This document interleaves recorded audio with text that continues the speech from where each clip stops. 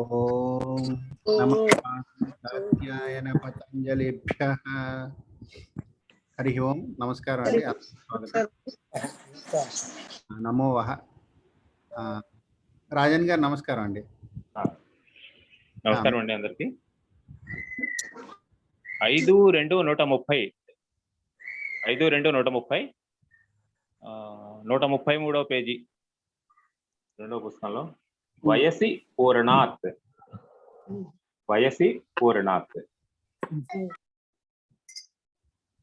ఈ సూత్రంలో ఏంటంటే ఇని ప్రత్యయం గురించి మాట్లాడుతున్నారు, అందుకని అదే వృత్తిలో ఉంది. ఇనిర్ అనువర్తతే అంటే ఇని అనువర్తిస్తోంది అంటున్నారు. ఎక్కడి నుంచి అంటే 5-2-128 నుంచి. ద్వంద్వోపతాపగర్భ్యాత్ ప్రాణిస్థాదిని అనే దగ్గర నుంచి ఈ ఇని ప్రత్యయం అనేది చెప్తున్నారు. ఇక్కడ చెప్పి ఈ సూత్రంలో మనకి కొన్ని పదాలు చెప్తున్నారు.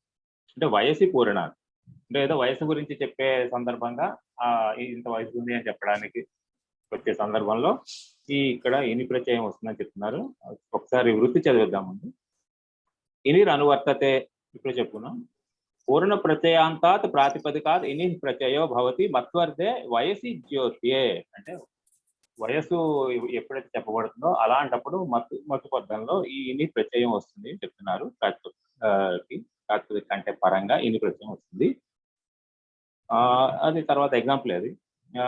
పంచమోస్యాస్తి మాసః సంవత్సరో వా పంచమి ఉష్ట్రః. అంటే ఏదో ఒంటే ఎగ్జాంపుల్ తీసుకున్నారు అక్కడ, ఉష్ట్రః అని మనం ఏదైనా పెట్టుకోవచ్చు కదా, ప్రాబ్లం ఏంటి. నవమి దశమి ఆ తర్వాత ఎక్స్టెన్షన్.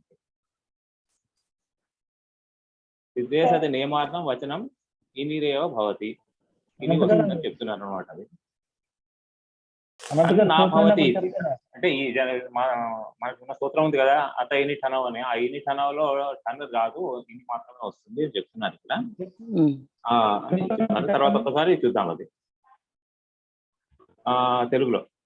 ఇని అనే పదం ద్వంద్వోపతాపగర్భ్యాత్ అనే సూత్రం నుండి ఇందులోకి అనువర్తిస్తుంది.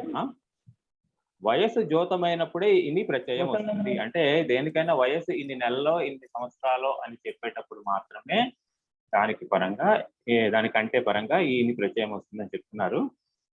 పంచమి ఉష్ణ అని ఉంది అక్కడ, అది ఉష్ట్రః అని కరెక్ట్ చేసుకోండి.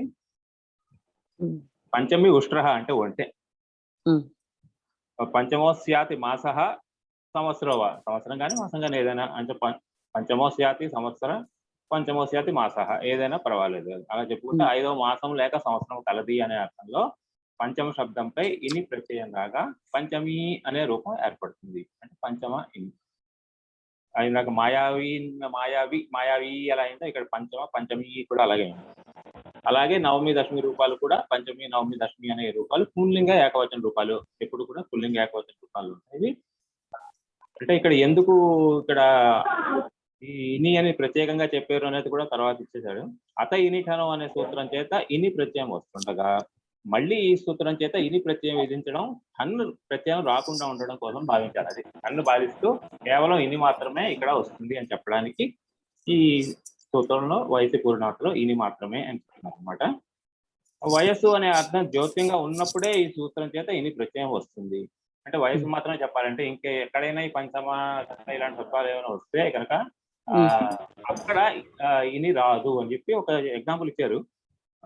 పంచంవాన్ గ్రామరాగ అనే చోట వయస్సు అనే అర్థం లేదు కనుక ఇని ప్రత్యయం రాదు. పంచంవాన్ గ్రామరాగ అంటే ఏదో పంచమ శృతిలో ఉన్న రాగం అనేది అర్థం ఇంకేం లేదు అక్కడ. గ్రామం అంటే శృతి కదా, పంచంవాన్ అంటే పంచమం అంటే కోకిలు పడే శృతి అది యాక్చువల్గా పంచమం అనేది. అలాంటి చోట మాత్రం ఇది వయస్సు కాదు కాబట్టి ఇక్కడ ఇది ప్రత్యయం రాదు అని చెప్తున్నారు. ఇది కింద సూత్రమేనండి. తర్వాత అందరికీ ఇంకొక విషయం చెప్దాం అనుకున్నానండి. ఈ మధ్యలో కొన్ని సూత్రాన్ని అంటే వదిలేసి చెప్పడం జరుగుతుంది. ఆ మధ్యలో ఉన్న సూత్రాలు ఇంటి మీద అదే ఫార్మాట్ ఫాలో అవుతున్నాయని చెప్పట్లేదు. అవి కూడా ఒకసారి చదివి దానికి సంబంధించిన సందేహాలు ఏమైనా ఉంటే గ్రూప్ లో మొత్తం తప్పనిసరిగా పోస్ట్ చేయండి అందరూ. ఎక్కడైనా ఉంటే మంచిగా ఒక ప్రత్యయం కింద ఒకేలాంటి ఉన్నవన్నీ కూడా వదిలేయడం జరిగింది. అందుకు వదిలేయట్లేదు, అది కొంచెం సెల్ఫ్ స్టడీ ఉంటుందనే ఉద్దేశంతోనే అవి స్కిప్ చేయడం జరిగింది. కాబట్టి రాజన్ అందరూ ఒకసారి చూసి అందులో ఏమన్నా మీకు సందేహాలు అవి ఉంటే తప్పనిసరిగా గ్రూప్ ప్రపోజ్ చేయండి. ఎప్పుడైనా కుదిరితే క్లాస్ లో కూడా అడగచ్చు. అది రాజన్ గారు ఇప్పుడు ఏ సూత్రం చెప్తున్నారు నంబర్? 130 అండి. 5-2-130. ధన్యవాదాలు. అది Chat లో కూడా చూసుకోండి. అనంత్ గారు అయిపోయిందండి. అందరూ కూడా అంటే ఎప్పుడైనా క్వశ్చన్ వేసిన చాట్లు కూడా చూస్తుండండి. చాట్లు కూడా సమాధానం చెప్తుంటారు. అంటే వారి డిస్టర్బెన్స్ లేకుండా చాట్లు కూడా రాస్తున్నాం అనమాట. మీకు ఆ నెంబర్ చాట్ చూడండి సార్. తర్వాత ఇప్పుడు అన్నపూర్ణ గారండి. చెప్తా అండి. నమస్తే. ఇప్పుడు నేను చెప్పబోయేది 133 సూత్రం అండి. 5-2-133. ఇది చాలా చిన్నది సూత్రం. ఏంటంటే హస్తా జాతో సూత్రం ఏంటి? హస్తా జాతో. ఈ సూత్రం కనుక మనము కొంచెం విడగొట్టుకుని అర్థం చేసుకుంటే హస్తాత్ జాతో. హస్తాత్ పంచమంతంలో ఉంది, జాతో సప్తమి అంతంలో ఉంది. మనం హస్తి అనే పదం మనం చాలా సార్లు ఉపయోగిస్తూనే ఉంటాం కదా. హస్తి అంటే ఏనుగు అని కదా. ఇప్పుడు ఇందులో ఏం చెప్తున్నారంటే ఇని ప్రత్యయమే కంటిన్యూ అవుతుంది. ఇని ప్రత్యయమే చెప్పుకుంటూ వస్తున్నాం. కానీ మనము యాక్చువల్గా మతుబద్ధక అర్థాల్లో యాక్చువల్గా మతుప్పు కదా మెయిన్. కామన్ గా వచ్చేది ఔసర్గిక సూత్రం ఏంటి? మతుప్పు. ఆ మతుప్పు రాకుండా ఎక్కడ ఏ ప్రత్యయాలు వస్తున్నాయో ఆ ప్రత్యయం గురించి చెప్పుకుంటున్నాం. ఇక్కడ ఈ జాతి వాచకమైనప్పుడు జాతో అన్నారు కదా, జాతిని కనుక చెప్తూ ఉన్నప్పుడు అది జాతిని కనుక నిర్దేశిస్తూ ఉన్నప్పుడు ఇని ప్రత్యయం రావాలి, వస్తుంది అని చెప్తున్నారు. హస్త శబ్దాత్ ఇనిహి ప్రత్యయో నియమ్యతే మత్వర్ధే. మత్వర్ధే అంటే అస్య అస్తి అస్మిన్ అస్తి అనుకున్న తదస్య అంటే ప్రథమాంతానికి అంటే పరంగానే ప్రత్యయం వస్తున్నాయి ఇక్కడ మత్వర్థాల్లో.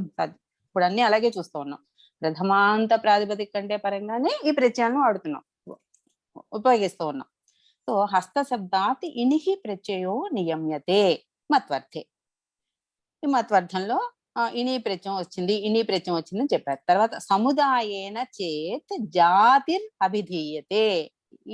ఈ యొక్క ప్రత్యయం కలగా వచ్చింది ఏం తెలపాలి మనకి? జాతిని తెలుపుతున్నప్పుడు మాత్రమే ఇని ప్రత్యయం ఉపయోగిస్తుంది. అంటే జాతిని తెలియనప్పుడు నార్మల్ గా ఔసర్గిక సూత్రం ద్వారా ఏం ప్రత్యయం వస్తుంది? మతు ప్రత్యయం వచ్చేస్తుంది. అంటే ఇప్పుడు హస్తి అంటే హస్త అంటే తొండము అనే అర్థం కూడా ఉంది కదా. హస్త అస్య అస్తి అనే అర్థంలో సముదాయం గజ జాతిని తెలుపుతుంది. అప్పుడు ఇని ప్రత్యయం వచ్చి హస్తిన్ అనే రూపం వచ్చింది మనకి. హస్తిన్ రూపం నుంచి హస్తి అనేది ప్రాతిపదిక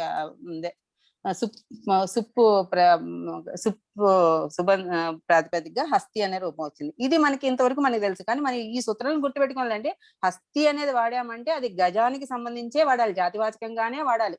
అలా కాకుండా ఎవరికైనా హస్తవాన్ అని వేరే వాళ్ళ గురించి మనుషుల గురించి చెప్పేటప్పుడు హస్తవాన్ అనే చెప్పుకోవాలి, హస్తవాన్ పురుష అనే చెప్పుకోవాలి. అక్కడ మతుప్పు వాడారు. చేతులు గల పురుషుడు. హస్తవాన్ పురుషుడు అంటే చేతులు ఉన్న పురుషుడు అని చెప్పారు. అంటే చేతులు అనే జాతి చెప్పట్లేదు ఇక్కడ.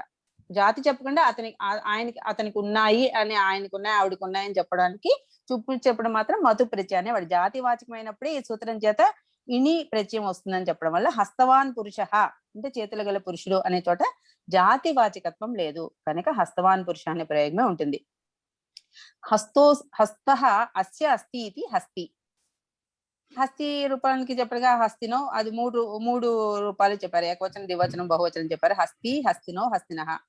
ఇక్కడ జాతో ఇది కిమ్ అని ఎందుకు చెప్పారు? జాతి వాచకమైనప్పుడే. అంటే ఒక్కదానికే ఉపయోగపడుతుంది. హస్తి అనే రూపం దేనికి ఉపయోగపడుతుంది? ఒక్క ఏనుగు ఒక్కదానికే ఉపయోగిస్తాం. కాబట్టి ఇది ఒక విషయానికి సంబంధించిన సూత్రం, ఒకే విషయం చెప్తోంది ఇది. అది కాకుండా ఉన్నప్పుడు మతకు వస్తుందని మనకి తెలుసు. తర్వాత సూత్రం ఏంటంటే వర్ణాత్ బ్రహ్మచారిణి. ఇది వర్ణ శబ్దాత్ ఇనిహి ప్రత్యయో భవతి. వర్ణ శబ్దం అంటే ఇని ప్రత్యయం వస్తుంది. ఎక్కడ? మత్వర్ధంలో. సముదాయేన చేత్ బ్రహ్మచారి భణ్యతే. ఈ సముదాయం చేత బ్రహ్మచారి అని అర్థం అభిధేయమైనప్పుడే వర్ణ శబ్దం కంటే మత్వర్ధంలో ఇని ప్రత్యయం వస్తుంది అని చెప్తున్నారు. అది బ్రహ్మచారి ఇది త్రైవర్ణికో అభిప్రేత.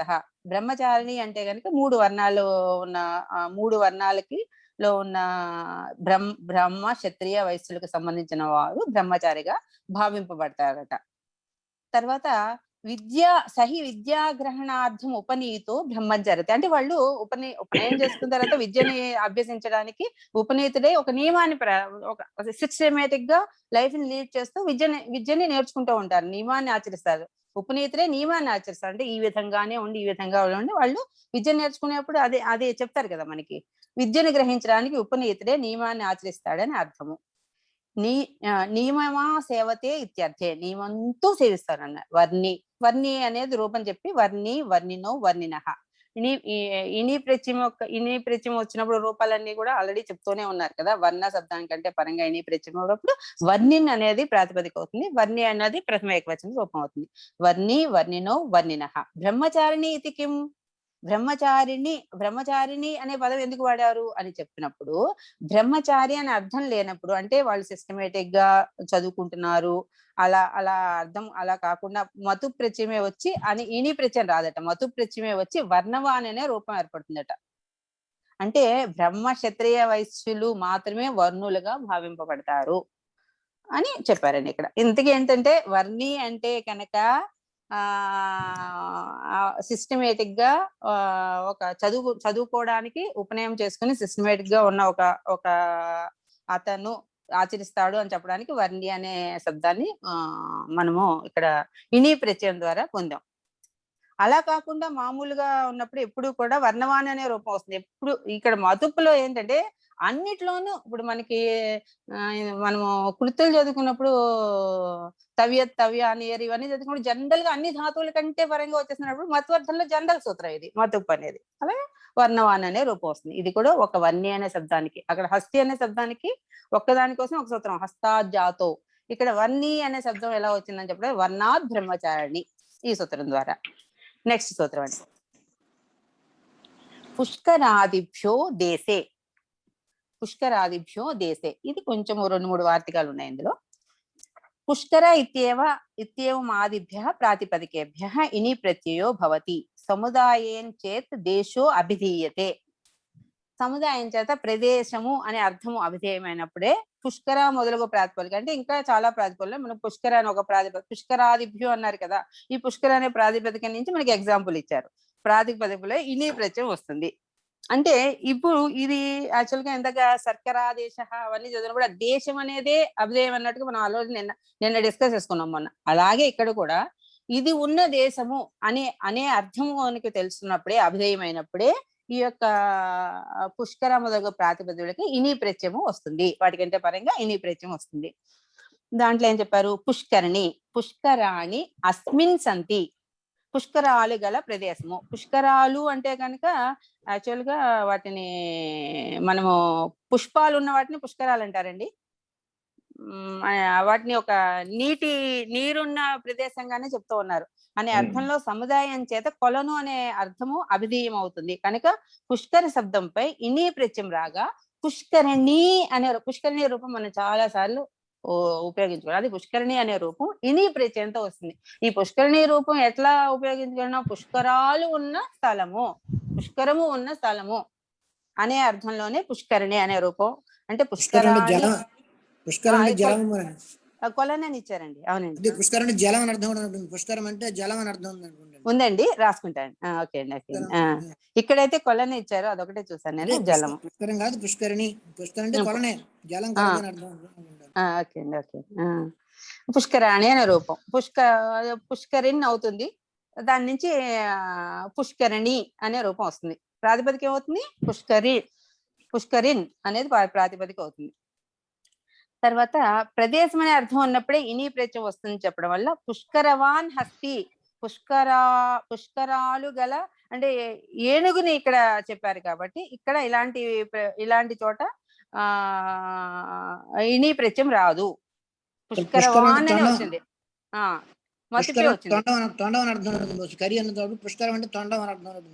అవునండి. పుష్కరవాన్ హస్తి అంటే పుష్కరం అంటే తొండం అనే అర్థం ఉందటండి. అక్కడ నీళ్లు అని కూడా చెప్పారు కదా, తొండం అనే అర్థం ఉందట కదా. ఒకసారి చూసుకొని రాసుకోండి, నేను రాసుకుంటున్నాను. కూడా ఉందమ్మా, పోయినసారి చెప్పినప్పుడు రాసుకున్నాను. 2 అర్థాలు ఇచ్చారు.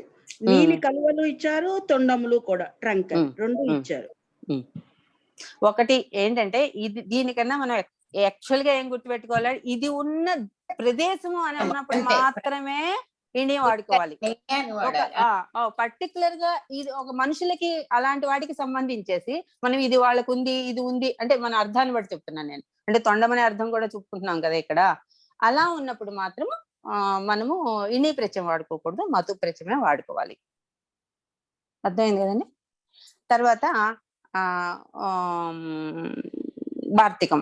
ఇని ప్రకరణే బలాత్ బాహూరు పూర్వాద్ ఉపసంఖ్యానం. ఇని ప్రకరణంలో బలానికి బాహు ఊరు శబ్దాలకు పూర్వం ముందు గల బల శబ్దంపై కూడా ఇని ప్రత్యయం వస్తుంది. ఈ వార్తికంలో ఏం చెప్తున్నారు, బాహు ఊరు, ఇది బాహుబలి మనకి తెలుసు కదా, బాహుబలం అస్తి అస్తి అంటే బాహుబలం కలవాడు అనే అర్థంలో బాహుబల శబ్దంపై ఇని ప్రత్యయం వచ్చి అంటే ఇక్కడ ఏంటంటారు మతుపు కూడా వస్తుందని చెప్పలేదు కాబట్టి బాహుబలవాన్ అని వాడకూడదు అనమాట, బాహుబలి అనే వాడాలి. బాహుబలి అనే వాడాలి, ఊరు బలి అనే వాడాలి. ఇక్కడ ఎప్పుడైతే బల శబ్దానికంటే ముందు బాహు ఊరు అనే పద ఉన్నాయో అప్పుడు బాహుబలి ఊరు బలి అనే వాడాలే తప్ప మనము మతుపు వాడకూడదు. ఇది ఒకటి మనం ఇక్కడ గమనించవలసి వస్తుంది. మిగతాదైతే అందరం ఈజీగానే చెప్పేసుకోగలం. స్త్రీలింగం అయితే స్త్రీలింగంలో చెప్పండి. బాహుబలిని పోయినసారి చెప్పారండి, బాహుబలిని నపుంసకలింగంలో బాహుబలి బలం. Okay okay. ఇది ప్రత్యయానికి అంతే అండి. ఓకే. తర్వాత ఏంటి, సర్వాదేశ. సర్వ శబ్దం పూర్వమందు గల శబ్దాలపై కూడా ఇని ప్రత్యయం వస్తుంది. ఇది కూడా చాలా సింపుల్ గా ఉంది. ఏ శబ్దాల కంటే ముందు సర్వం ఉంటుందో దానికి ఇని ప్రత్యయమే చెప్పాలి, మతుపు వాడకూడదు. అందుకనే ధని చెప్పారు చూడండి, సర్వధని చెప్పారు చూడండి. అంటే ఇక్కడ అంత డబ్బు అతని దగ్గర ఉంది, అన్ని రకాల డబ్బు అతని దగ్గర ఉంది అని చెప్పుకోవాలండి. సర్వధనం అస్తి అస్తి అని చెప్పుకోవాలనుకోండి, సర్వధని. సర్వ బీజీ, సర్వ కేసి నటహ అట. సర్వకేసి నటహ అంటే తెలియలేదు నాకు. బట్ సర్వ శబ్దం ముందుగా ఉన్నప్పుడు ఏంటండి శబ్దాలు ఏమొస్తాయి, బాహుబలికి బలిని చెప్పారు కదండి. సో సర్వకేసి నటహ ఈ యొక్క రూపాలు ఇక్కడ మనం గుర్తుపెట్టుకుంది అంటే సర్వశబ్దం ముందున్న ఊరు బాహు ముందున్నప్పుడు, ఇప్పుడు బల శబ్దం కంటే ఊరు బాహు ముందున్నప్పుడు అక్కడ మనము మతుపు వాడట్లేదు, ఇని ప్రత్యయమే వాడుతున్నాము. అలాగే సర్వశబ్దం ముందున్నప్పుడు కూడా ముందున్న శబ్దాలపై కూడా ఇని ప్రత్యయమే వస్తుంది. ఇది ఇక్కడ నోట్ చేసుకోవాల్సిన విషయం. తర్వాత అర్ధాచ్ఛ సన్నిహితే అర్థి, ఆ సన్నిహితే కిం అర్థవాన్. ఇప్పుడు ఇది కూడా గురుగారు కూడా చెప్పారు. విద్యార్థి అంటే ఏంటి అని చెప్పారు. విద్యార్థి అంటే విద్య లేనివాడే విద్యార్థి, ఉన్నవాడు కాదు. మనం అర్థవాన్ని అని చెప్పుకున్నాం అనుకోండి, ఏంటి వాడి దగ్గర డబ్బు ఉన్నవాడిని అర్థవాన్ని అంటాం కదా, డబ్బు ఉన్నవాడిని అర్థవాన్ని అంటాం. హస్తవాన్ని అంటే చేతులు ఉన్నవాడు, డబ్బు ఉన్నవాడు. కానీ విద్య ఈ శబ్దం దగ్గర అర్థం లేని అర్థంతోనే అర్ధ శబ్దంపై మత్వార్థంలో ఇని ప్రత్యయం వస్తుంది. విద్యార్థి అంటే కనుక విద్య మన దగ్గర లేకుండా, అలాగే దాని మన దగ్గర లేకుండా మనము అవతల దానికోసం అర్థించేవాడు అనమాట. ఇక్కడ బట్ అర్థవాన్ రూపం అది కాదు. అర్థవాన్ అంటే డబ్బులు కలవాడనే వస్తుంది. సో అర్థ అసన్నిహిత అస్య అస్తి. అర్థి అసన్నిహిత, అక్కడ ఆయన దగ్గర డబ్బు లేదు, అలాంటి విగ్రహవాక్యం చెప్పారు. దీనికి మతుపు ప్రత్యయం ఎప్పుడు ఇని ప్రత్యయం చెప్పారు దానికి. ఎప్పుడు విద్యార్థి, లేకపోతే ఇంకా అర్థి అనే దానికి అర్థి వేరే ఏం చెప్పుకున్నా కూడా అర్థికి వచ్చి ఇని ప్రత్యయమే చెప్పారు. అలా కాకుండా డబ్బు ఉన్నవాడు డబ్బు లేకుండా ఆశించేటట్టుగా వచ్చింది అనమాట ఇని ప్రత్యయం అంటే. ఇక్కడైతే కానీ అర్థవాన్ అని చెప్పుకున్నప్పుడు మాత్రం అర్ధ అంతమంది గల పదాలపై కూడా ఇని ప్రత్యయం వస్తుంది. అలాగే ధాన్యార్థి, అదే ధనము ఉన్నవాడు అని చెప్పుకున్నప్పుడు అర్థవాన్ అనే రూపం వచ్చేసిందండి. తర్వాత వార్తికం ఏంటంటే తదంతాచేతి వక్తవ్యం. తదంతాత్ చేతి వక్తవ్యం. అర్ధ శబ్దం కంటే అర్ధ శబ్దం అంత ముందు గల పద, ఇది అంతం. సర్వాదేశ తర్వాత బాహూరు, పూర్వాత్, ఉపసంఖ్యానం, వీటిలో ఈ ముందుంది. బాహు, ఊరు, సర్వ పదాలు ముందున్నాయి. బాహు ఊరైతే బల శబ్దానికి ముందున్నాయి. సర్వ శబ్దం ఏ శబ్దాలకు ముందున్నా ఇని ప్రత్యమే వస్తుందని చెప్పారు పై 2 వార్తికాల్లో. తర్వాత 3వ వార్తికంలో ఏం చెప్పారు, ఈ అర్ధ అనే శబ్దం పై మత్వర్థంలో ఇని ప్రత్యయం వస్తుంది అని చెప్పారు. అది ఎట్లా అంటే లేనప్పుడు, మన దగ్గర సన్నిహితంగా లేనప్పుడు అర్ధి అనే రూపం ఎలా వచ్చిందో అది చెప్పారు. తర్వాత 4వ వార్తికం వచ్చేటప్పుడు తదంతా చేత్ వక్తవ్యం. అర్ధ శబ్దము అంతముందు కలది, ఇది ముందు లేదు. అంతమంది కల పదాలపై కూడా ఇని ప్రత్యయం వస్తుంది. ఇది ధాన్యార్థి, ఇందాక నేను చెప్పాను కదా, విద్యార్థి, హిరణ్యార్థి, అలా అన్నమాట. అంటే అంతమందుకున్న పదాలు ఇవి. ఏది అర్ధ శబ్దము అంతమంది ఉన్న పదాలపై కూడా ఇని ప్రత్యయం. అంటే పైన అర్థవాన్ని అది చెప్పిందే కొంచెం ఎక్స్ట్రా చెప్పారు. అక్కడేమో జస్ట్ అర్ధ అని చెప్పేసి వదిలేశారు. ఇక్కడ అంతమంది ఉన్న పదాలకు కూడా విడిగా ఇంకో వార్తికం చేస్తారు. తదాంతా చేతి వక్తవ్యం. ఇవన్నీ కూడా పుష్కరాదిభ్యో దేశేన సూత్రంలో పుష్కరాదిభ్య అంటే పుష్కరాది గణంలో ఉన్న అన్నిటికీ కూడా అన్నిటికి కూడా ఈ యొక్క నియమాలు వర్తిస్తాయి. పైన ఉన్న నియమాలు వర్తిస్తాయి. ఇక్కడ అర్ధ ఇచ్చాడండి, లేదు పైన అంటే విడిగా అదే అండి, విడిగా ఇచ్చారు. అంటే పుష్కరాదిభ్యో దేశే ముందు చెప్పారు కదా, పుష్కరిణి అని చెప్పినప్పుడు వార్తికాల్లో ఎక్స్టెన్షన్ అన్నమాట. ఆ యొక్క ఐడియాకి ఎక్స్టెన్షన్ అది. అంతే అండి. తర్వాత నేను ఇంకా ఇందులో అయిపోయి తృతీయ 3వ బాధలో 1వ చెప్పాలి. బట్ ఇవన్నీ గురుగారు చెప్పారు, నేను అంత విడమర్చి చెప్పను, జస్ట్ ఒకసారి హింట్ ఇస్తాను. బలాదిభ్యో మతు అన్యతరస్యాము. ఈ బలాది గణాల్లో మతుపు ప్రత్యయం వస్తుంది, అన్యతరస్యం అనడం వల్ల ఇని ప్రత్యయం కూడా వస్తుంది. అంటే ఈ రెండు ప్రత్యయాలు వస్తాయని చెప్పారు. ఇదైతే కొంచెం ఈజీదే. ఈ బలాది గణం అని చెప్పారు కాబట్టి ఆ గణంలో ఉన్న వాడికి మతుపు వస్తుంది, ఇని వస్తుంది. బలి, బలవాన్ ఒకటి ఎగ్జాంపుల్, ఉత్సాహి, ఉత్సాహవాన్. తర్వాత సంజ్ఞాయాం నాకు అక్కడ నాకు కొంచెం కలిసిపోయినట్టుంది, ఏముందండి అక్కడ? సంజ్ఞాయాం మన్నంత ఓకే ఈ మన్నంతమైన ప్రాతిపదికలు కూడా మా అంతంగా ఉన్న మా శబ్దమైన సముదాయం చేత సంజ్ఞ గమ్యమానమైనప్పుడు, ఎందుకంటే ఈ ప్రతిమన్ రూపం చెప్పారు గురుగారు.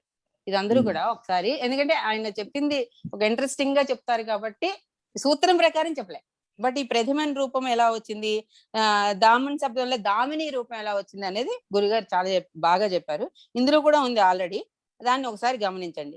ఇక్కడ ప్రతిమన్ ప్లస్ ఇన్ ఉంది కదా, అక్కడ టీలోపం జరిగింది. టీలోపం ఎందుకు జరిగింది అక్కడ నస్తద్దితే రాసుకోండి.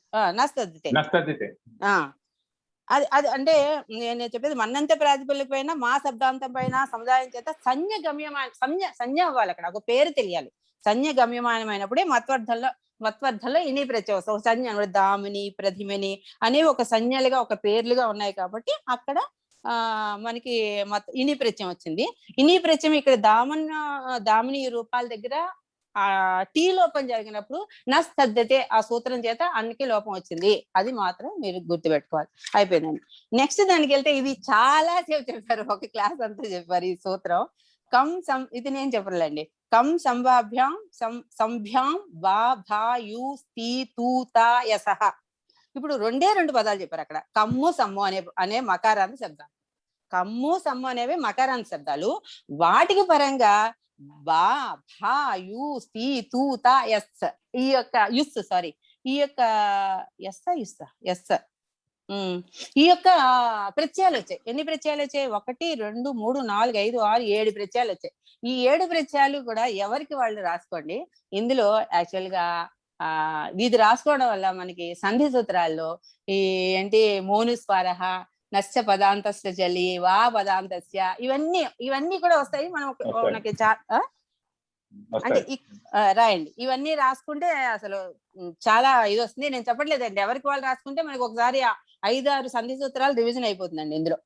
కానీ ఓన్లీ ఒక థింగ్ ఏం చెప్తానంటే ఇక్కడ నేను యుస్ ఉంది కదా, యుస్ ఒకటి ఉంది కదా, ఒక ప్రత్యయం ఉంది కదా, ఆ ఆ ప్రత్యయం ఉన్నప్పుడు మాత్రము స్థితిచ అనే సూత్రం ప్రకారం ముందు దానికి పదసంజ్ఞ వస్తుంది.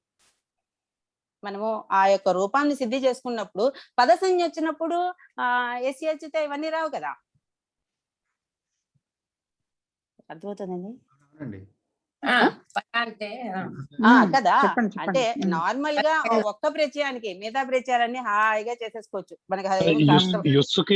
కూడా వస్తుంది అనుకుంటా కదండి. అది నెక్స్ట్ యుస్ వస్తుందండి. అహం శుభమోర్ యుస్ అని కూడా చెప్పారు గురువు గారు, గుర్తుంటుంది. అదే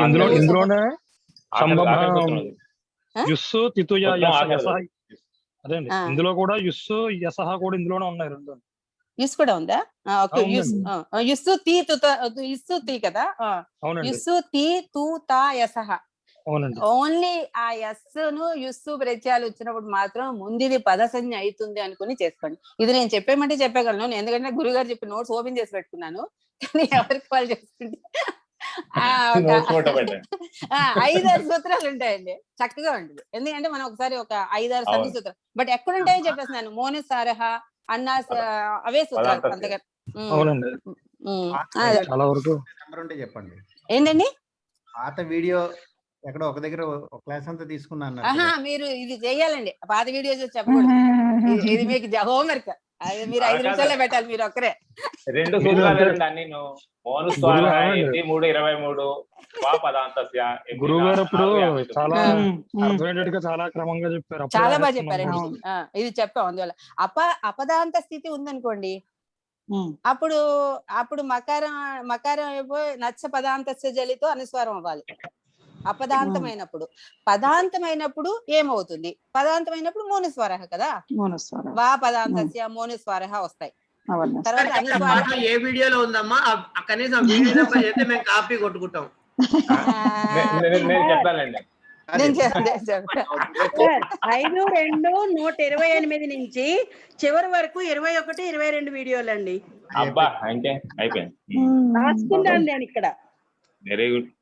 యాక్చువల్ గా వీడియో చూడకుండా ఒక్క నిమిషం అండి, నేను వీడియో చూడకుండా నేను 4-5 సూత్రాలు చెప్పాను కదండి, ఆ 4-5 సూత్రాలని అక్కడ వర్తింపజేయండి. ఎందుకంటే ఈ బోర్డు చదువుతున్నాం కదా, ఏ రోజుకి ఆ రోజు బుక్ లో చూసి చెప్పేస్తున్నాము, 5 నిమిషాలు బుక్ మూసిన వెంటనే అంతా వెళ్ళిపోతుంది కదా. అందువల్ల ఒకసారి రివిజన్ అవుతుంది. ఓన్లీ థింగ్ ఇందులో మీరు ఈ 7 ప్రత్యయాలు చూసుకునేటప్పుడు ఓన్లీ ఒకటి ఏం గుర్తుపెట్టుకోవాలంటే స్థితిచా సూత్రం తీసుకోవాలి. స్థితిచా అంటే సిత్తు కనుక ప్రత్యయం కనుక ఉంటే కనుక ముందుది పదసంజ్ఞ అవుతుంది అనుకున్నప్పుడు మనకి హాయిగా మిగతా అన్ని రూపాలు వచ్చేస్తాయండి. దీంట్లో ఒక్కొక్క చోట 2-3 రూపాయలు కూడా వస్తాయి, అది కూడా చూసుకోండి. 3 రూపాయలు చేయాలి ఒక చోట యుస్తికి వాటికి. తర్వాత అహం శుభమోర్, తర్వాత తుంది వలి వటి అర్భ్య కూడా ఆ 2 తుంది వలి వటి అనే శబ్దాల కంటే మత్వర్థంలో భా ప్రత్యయం, అది ఏమి లేదు, తుంది భా ప్రత్యయమే కదా అది యాక్చువల్ గా. అందువల్ల మనకి అవేమి అవసరం లేదు. తుంది బహ వలి బహ వటి బహ అనే రూపం, వాటి యొక్క అర్థాలే తెలియలేదు, బట్ ఒకటి చెప్పారు మనకి. తుంది బహ అంటే కనుక లావ పట్టగలవాడు, మిగతా అర్థాలు తెలియదు, ఎవరికైనా తెలిస్తే పెడుతూ ఉండండి అంతే. తర్వాత అహం శుభమోర్ యూస్ కూడా ఇదే కోవలో జరుగుతుంది. పైన ఉన్న స్థితిచ అదే అప్లై చేసుకోవాలి. అహం యు అంటే అహంకారం కలవాడు, శుభం యు అంటే శుభం కలవాడు. ఇవి కూడా మనం యుస్ అనేది చెప్పారు కాబట్టి ఇక్కడ యుస్ కి స్థితిచ అనే సూత్రం ప్రకారం సూత్రం చేత ఆ యొక్క రూపసిద్ధి ఎలా ఉంటుందో కూడా ఒకసారి చూసుకున్నాం అంతే, అయిపోయినాయి. నెక్స్ట్ తృతీయ చెప్పండి. బలి గురించి రింకిల్స్ అని చెప్పారండి, ముడతలా ఓకే చెప్పారు. వినాయకుడి తొండం మీద ముడుగు ఉంటుంది చూడండి, అది గురువు గారు చెప్పారు, నాకు గుర్తుంది. ఓకే అండి, ఓకే. వటి వటి వటి అంటే మోదకం అని వటి అంటే మోదకం అంటమ్మా, మోదకం అండి. పంచవటి ఇందులో ఆ వటి కాదు కదా, ఇది అది కాదు. ఇక్కడ లడ్డు అని అర్థం. అదే అంటే మోదకం అంటే మామూలుగా లడ్డూకి పేరు వచ్చింది, కానీ సంతోష పెట్టేది ఏదైనా అవ్వచ్చు, ఏ స్వీట్ అయినా అవ్వచ్చు అని కూడా చెప్పారు అప్పుడు. మోదకం అంటే మనం లడ్డూకే అనుకుంటున్నాము, సంతోష పెట్టేది అంటే అది ఏదైనా అవ్వచ్చు కదమ్మా అన్నారు. గురువుగారు చెప్పండి, ఇక్కడ పామాది అంటే వలి అనేది శబ్దం పామాది గణంలో కూడా ఉంటుంది. ఓకే. అక్కడ అక్కడ నా ప్రత్యయం వస్తుంది, వలీనా అని వస్తుంది అని చెప్పారు. ఇది ఒకటి కూడా ఓ రాసుకోవాలి. Okay okay. నా అంటే ప్రత్యయం వస్తుంది, అక్కడ విరింపబడింది పామాది గణంలో ఆ. వలి శబ్దానికి, అక్కడ నా ప్రత్యయం వస్తుందని చెప్పారు. ఓకే. ఆ సూత్రం ఏంటండి? అది పామాది ఇదేండి, ఇందులోనే అంటే తుంది వలి వటేర్భ దాంట్లోనే వలి ఉంది కదా. పామాది పామాది వలి అనే శబ్దం పిచ్చార్భ్య అదేం ఏం సూత్రం ఏది పామాది వస్తుంది? పిచ్చార్భ్య ఇది సూత్రం. అవునండి, థ్యాంక్స్ అండి. అవునండి. అదే లోమాది థ్యాంక్స్ పామాది అండి. పిచ్చార్భ్య శనైల సహ 5-2-100 లక్ష్మి రుచి వచ్చింది కదా అప్పుడు. ఓకే అండి, చూద్దాం. నేను చూడలేదు, అది చూస్తాను. అంటే మీరు వలికి ఒక్కదానికి చెప్తున్నారా? పామాది గణంలో అంటే పామాది గణంలో వలి శబ్దం ఉంది, అక్కడ మారుతుంది. ఇక్కడ వలిభా వచ్చింది, అక్కడ వలినా వస్తుంది అని చెప్పారు. ఓకే అండి. ఓకే. అంటే ఈ సూత్రం ప్రకారంగా వలిభా వస్తుంది, గణం మారింది కాబట్టి అక్కడ ఇంకో ప్రత్యయం ఉంది, అక్కడ వలినా వస్తుంది అని కూడా చెప్పారు. చూస్తాను నేను తర్వాత చూస్తాను. తర్వాత తృతీయ పాదం 1వ సూత్రం. తృతీయ పాదంలో 1వ సూత్రం ఏంటంటే ప్రాగ్దిశో విభక్తి. ఇది అధికార సూత్రం. ఇంకేంటే ఈ అధికార సూత్రంలో ఏం చెప్పారంటే 5-3-27వ సూత్రం వరకు ఉన్న ఉన్నవన్నీ కూడా చెప్పబడిన అవన్నీ కూడా విభక్తి సంజ్ఞలుగా ఉపయోగించాలట. ఈ సూత్రం వరకు చెప్పబోయే వాటిని అన్నిటిని అంటే 3 అంచులు ప్రత్యయాలే చెప్తాం. విభక్తి సంజ్ఞకాలుగా భావించాలి. పంచమాస్ తసిల్ అనే సూత్రం చేత పంచమికి తసిల్ విధింపబడుతుంది. ఉదాహరణ తతః. ఈ తసిలాదులన్నీ అంటే తస్ ఓకే నవవిభక్తో తుస్మాహ్ ఉంది కండి, విభక్తి. దాని వల్ల వాటికి ఇత్సంజలు లేకుండా ఉంటాయన్నమాట, నిలబడతాయి. అక్కడ నుంచి పంచమిలో తతః అందువల్ల సో అందువల్ల ప్రాగ్దిశో విభక్తి అనే సూత్రం ఏం చెప్తుందంటే 5-3-27 వరకు వచ్చిన చెప్పబోయే వాటి అన్నిటికీ కూడా విభక్తి సంజ్ఞలుగా భావించాలి. దీనివల్ల లాభం ఏం చెప్పారు? విభక్తి సంజ్ఞ రావడం వల్ల నభిభక్తో తుస్మాహ అనే సూత్రం చేత సకారాదులకు ఇత్సంజ్ఞ రాదు. ఇత్సంజ్ఞ రాకూడదు కాబట్టి వాళ్ళు విభక్తి సంజ్ఞలుగా వాళ్ళు అక్కడ విభక్తి సంజ్ఞని విధించేశారు. ఎప్పుడు 27వ సూత్రం వరకు. ఇది అధికార సూత్రం అండి. అధికార సూత్రం అంటే ఈ అధికారం 27వ సూత్రం వరకు నడుస్తుందని చెప్పారు. దీనివల్ల లాభము నవిభక్తో తుస్మాహ అనే సూత్రం చేత సకారాదులకి ఇత్సంజ్ఞ రాదు. తర్వాత ఇంకోటి కూడా ఉంటుంది, త్యదాదీనాం కూడా ఉండాలి. త్యదాదీనాం అదే ఒక సూత్రం చదివాం కదా, అక్కడ అకారం వస్తుంది. సో ఈ 2 సూత్రాలు ఇక్కడ వర్తించవలసి ఉండడం వల్ల ఇక్కడ రావాలి కాబట్టి అక్కడ 27వ సూత్రం వరకు ఆ 27 సూత్రం చదువుదాం అనుకున్నాను, తప్పు చదువుతామని మనసానండి. దిక్స్తేభ్య సప్తమి పంచమి ప్రథమాభ్యో దిగ్దేశ కాళేష్వస్థాతి ఈ సూత్రం వరకు ఇది వచ్చతి. ప్రాగే తస్మాత్ దిక్సం శబ్దనాత్ యానిత ఊర్ధమనుక్రమిష్యామో విభక్తి సంజ్ఞాస్తే వేదితవ్యాహ వశతి. దీంట్లో పంచమ్యాస్తసిల్ తతః యతః కుతః తసిలాదీనాం విభక్తిత్వే ప్రయోజనం తదాది విధయః. ఇదమో విభక్తి స్వరచ్చః ఇహ ఊడిదం ఇతి విభక్త్యుదాత్తత్వం సిద్ధం భవతి. అతః పరం స్వార్థికాః, మన స్వార్థిక ప్రత్యయాలు చెప్పుకున్నాం కదండి, స్వార్థికాః ప్రత్యయాః తేషు సమర్థాధికారః ప్రథమాగ్రహణం చ ప్రతియోగ్యపేషత్వాన్నోపయుజ్యతే ఇది నివృత్తం. వా వచనం తు వర్తత ఏవ తేన వికల్పేన తసిలాదయో భవంతి. కుతః కుస్మాత్. నాకు ఈ సంస్కృతం అంత 100% అర్థం కాలేదండి, అందువల్ల తెలుగునే చదివాను నేను. ఈ 27వ సూత్రం వరకు ఈ సూత్రం వరకే ఉన్న వాటిని అన్నిటి విభక్తి సంజ్ఞకాలని భావించాలన్నారు.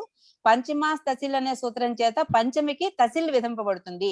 ఉదాహరణ తతః, తద్ ప్లస్ తస్. అక్కడ నీకు విభక్తి, ఇవన్నీ తసిలాదులన్నీ విభక్తి సంజ్ఞాల, అందువల్ల తేదాదులకి వచ్చే విధులు ఇదం శబ్దానికి విభక్తి స్వరము, తస్సు మొదలైన వాటికి విభక్తి సంజ్ఞ రావడం వల్ల నా విభక్తో తుస్మాహ అనే సూత్రం చేత సకారాదులకు ఇస్సంజ రాలేదు. ఇక్కడ సకారాదులకు ఇస్సంజ రాకుండా ఉండడం కోసమే ఈ సూత్రం చెప్పుకున్నారు, అంతే. విభక్తి సంజ్ఞ ఇచ్చారంతే. ఇహ ఊడిదం అనే సూత్రం చేత విభక్తికి ఉదాతత్వం కూడా వస్తుంది. మనము ఇది అసలు యాక్చువల్ గా ఉదాత్త అనుదాత్త ఇవన్నీ కూడా మనకి అంతగా తెలియట్లేదు, మనం అనుకోలేదు. వీటిపైన ప్రత్యయాలన్నీ స్వార్థంతో వస్తాయి కనుక వాటిలో సమర్థాధికారము ప్రథమాగ్రహణము అనువర్తించవు, వా శబ్దం మాత్రం అనువర్తిస్తుంది. ప్రథమాగ్రహం అనువర్తించవు, వా శబ్దం మాత్రం అనువర్తిస్తుంది. కనుక తసిల్ మొదలైన ప్రత్యయాలు వికల్పమై కుతహ కస్మత్ 2 రూపాలు ఉంటాయి. వా అని చెప్పారు కాబట్టి వాటి యొక్క అసలైన ఈ విభక్తి రూపము కస్మాత్తు ఉంటుంది. ఈ యొక్క తసిల్ ప్రత్యాంత రూపమైన కుతహ అని కూడా రూపం కూడా ఉంటుంది. అంతే అండి. ఇది అధికార సూత్రం. 27 వరకు దీని అధికారం నడుస్తుంది అని చెప్పారు. అంతే. ఇప్పుడు ఈ చదివిన ఇప్పుడు తసిలాదులు, పంచమాస తసిల్ అవన్నీ ముందు ముందు వస్తాయి మనకి సూత్రాలు. అవి చదువుకున్నప్పుడు దాని గురించి తెలుసుకుంది. అంతే అండి. అనంత్ గారు. తర్వాత అనంతకృష్ణ గారు నమస్కారం అండి. అయ్యా నమస్కారం. నమస్కారం సార్. ధైర్యం చేస్తాయి వాళ్ళు చెప్పడానికి. ఇప్పుడు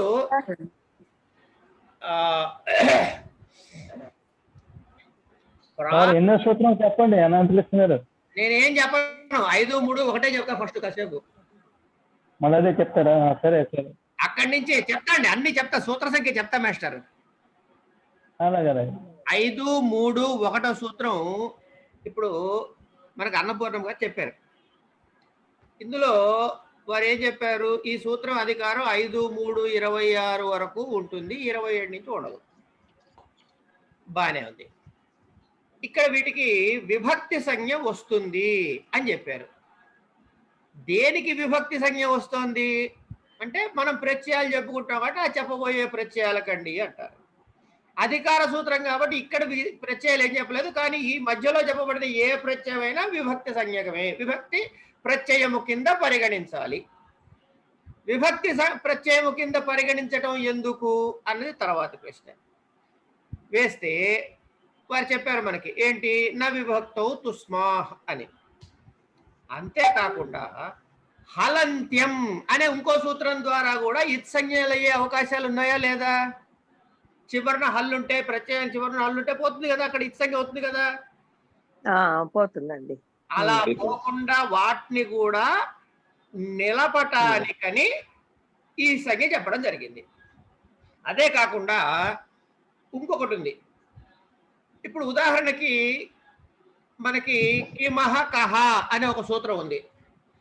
అంటే ఏంటి, కిమ్ అని ఎక్కడైనా వచ్చినట్టయితే ప్రకృతి భాగంలో ఈ విభక్తి ప్రత్యయాలకి పూర్వముగా ఉన్నట్లయితే ఆ కిమ్ స్థానంలో కా అనేది ఆదేశంగా వస్తుంది అనేటటువంటి ఒక సూత్రం ఉంది మనకి. ఆ సూత్రము ఈ విభక్తి సంజ్ఞ లేకపోతే రాదు కనుక అది కూడా అంటే విభక్తి ప్రత్యయాలకి విశిష్టముగా చెప్పబడినటువంటి అంగకార్యాలు ఇది కాకుండా ఇంకేమైనా కూడా మనకి అందుబాటులోకి వస్తే, ఇది ఒక ఉదాహరణ చెప్పాను మీకు, కిమహ కహ అని. ఎందుకంటే దీని అవసరం మనకి ఇప్పుడు పడబోతుంది కాబట్టి ఇది చెప్తున్నా. ఏమైనా అంగకార్యాలు చెప్పబడినట్టయితే అవన్నీ కూడా ఇక్కడ మనం వాడుకోవాలి అనే విషయం గురించి చెప్పారు. అందుకని ఇది ప్రధానంగా మనం గుర్తుపెట్టుకోవాల్సినటువంటి విషయం. సరే, వారు చెప్పారు కదా, స్వరం గురించి చెప్పారు, దాని గురించి మనం అట్టే మనసు పాడు చేసుకోక్కర్లేదు. ఎందుకంటే మనం స్వరాలతోటి మనం ఎక్కువ డీల్ చేయట్లేదు కాబట్టి. ఇక నాకు చెప్పబడిన సూత్రము తర్వాతది 5, 3, 7 అనే సూత్రం చెప్పారు. అయితే ఈ 5, 3, 7 అనే సూత్రం చెప్పటానికి ముందు కొంచెం స్వతంత్రించి 5, 3, 2 అనే సూత్రం ఒక్కసారి చూద్దాం. ఎందుకంటే ఇది చూడటం యొక్క ఆవశ్యకత మనకి ఇక్కడ ఉన్నది. కిం సర్వనామ బహుభ్యో అద్వియాదిభ్యః అనేటటువంటి ఒక సూత్రం. కిం సర్వనామ బహుభ్యః అద్వయాదిభ్యః అన్నారు ఈ సూత్రంలో. అంటే అద్వయాదిభ్యః ఇది మనం గుర్తుపెట్టుకోవాల్సిన విషయం. అంటే ఇక నుంచి ఏం జరగబోతున్నాయి, కిమ్ అనేటటువంటి ఒక ప్రాతిపదిక ప్రకృతి క్షమ్యతాం అద్వ్యాదిభ్యః అదే అండి,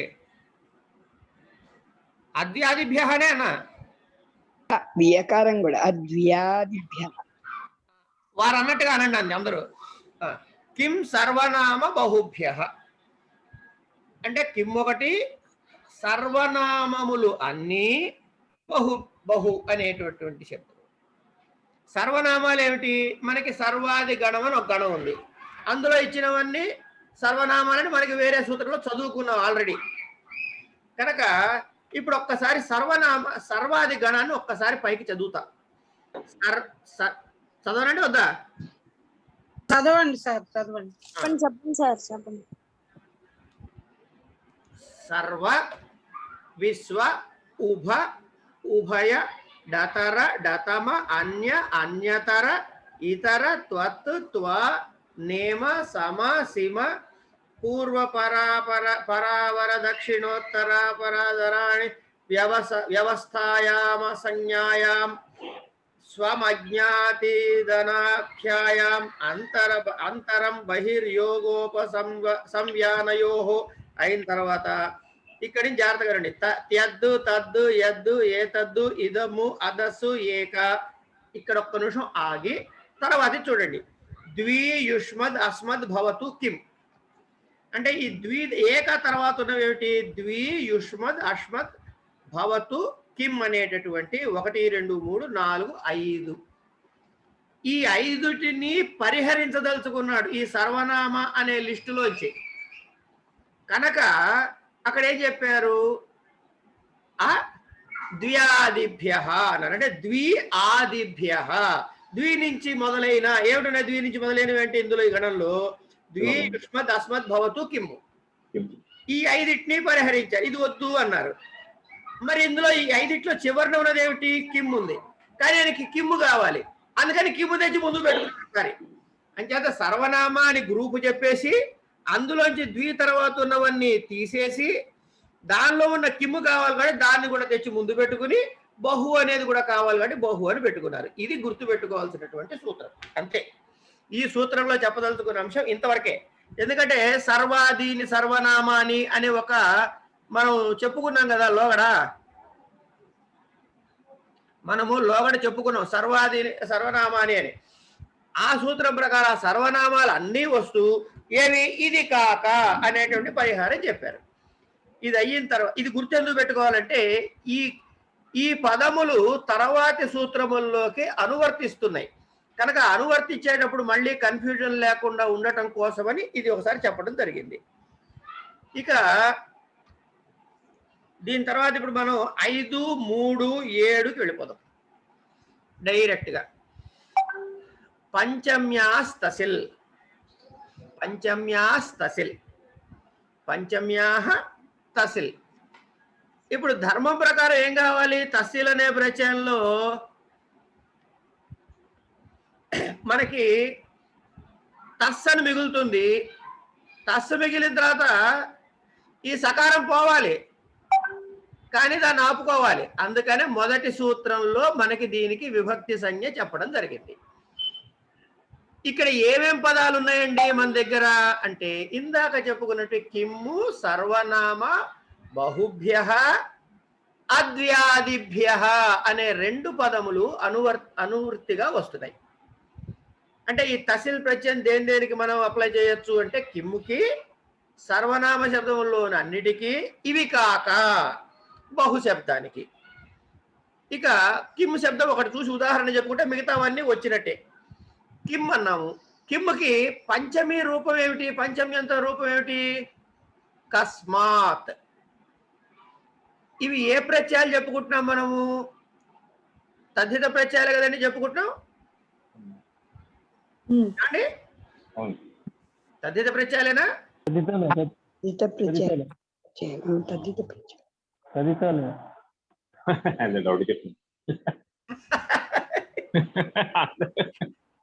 తగ్గుతాలండి 5 చివరి దాకా అంతే.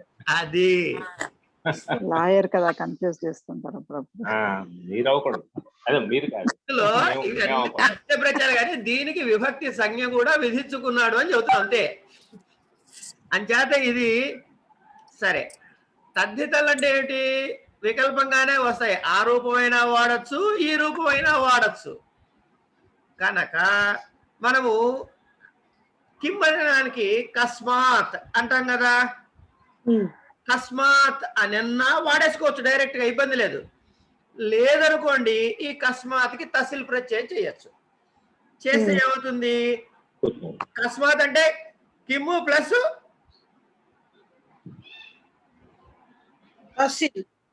తసిల్ కాదమ్మా, కస్మాత్ని చేయాలి. కస్మాత్కి కిమ్ నసి. ఇప్పుడు తర్వాత తసిల్లో లకారం పోతే తస్సు మిగులుతుంది. మరి అట్లాగే ఇక్కడ ఈ నసి కూడా పోతుందిగా, సుపోధాతు ప్రాతిపదికయో అన్న దీని ప్రకారం పోయిన తర్వాత కిమ్ము ప్లస్ తస్సు మిగిలింది. కిమ్ము ప్లస్ తస్సు ఉంటే ఏమండి, ఈ కిమ్ స్థానంలో మనం ఇందాక చెప్పుకున్నాము, విభక్తి సంజ్ఞ విధించడం ద్వారా వచ్చేది కిమ్ అని చెప్పి ఒక సూత్రం చెప్పుకున్నాము. ఈ కిమ్ కహ అనే సూత్రం ప్రకారము ఇక్కడ ఏమవుతుంది అంటే కా వస్తుంది ఫస్ట్, కా అవ్వాలి. కానీ కు తిహోహ్ అనే ఇంకొక సూత్రము చేత కిమ్ స్థానంలో కా ఆదేశముగా రావలసి ఉండగా దానిని బాధించి కు తిహోహ్ అనే సూత్రము వలన కు అనేది ఆదేశంగా వస్తుంది. తిహో అనేది సూత్రము. అంటే ఈ కిమ్ అనే దానిలో తిహో అన్నారు కదా, అంటే అర్థం ఏంటి, కిమ్ శబ్దానికి తకారాది అయినా హకారాది అయినా విభక్తి ప్రత్యయము గనక పరముగా ఉంటే కు ఆదేశముగా వస్తుంది అని చెప్పింది ఆ సూత్రం. కనుక ఇక్కడ ఏమవుతుంది, మామూలుగా ఏం రావాలి, కిమ్ కహ అనే సూత్రం ప్రకారము కా రావాలి. దాని బాధకు ఇంకో సూత్రం ఉంది కాబట్టి దాన్ని ఎదురు చూస్తుంది, నేను కూడా ఉన్నాను అంటోంది అక్కడ. దాని తర్వాత సూత్రమే ఏది, కిమ్ కహ తర్వాత సూత్రమే. కనుక కు తిహోహ్ అనే సూత్రం చేత కు వస్తుంది. అంటే కిమ్ పోయి కు అయింది, కు ప్లస్ తస్, కు ప్లస్ తస్ కలిపండి కు తస్.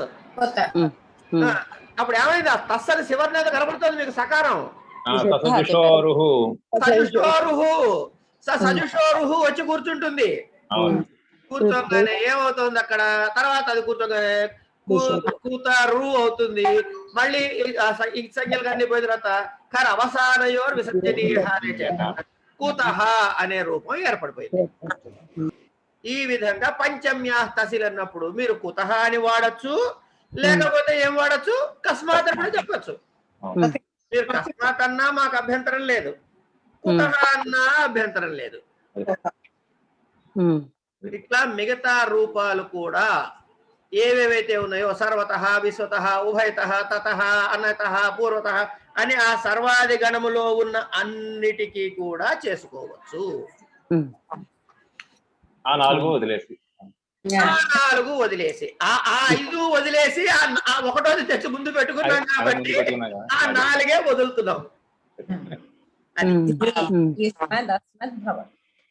అర్థమైందండి?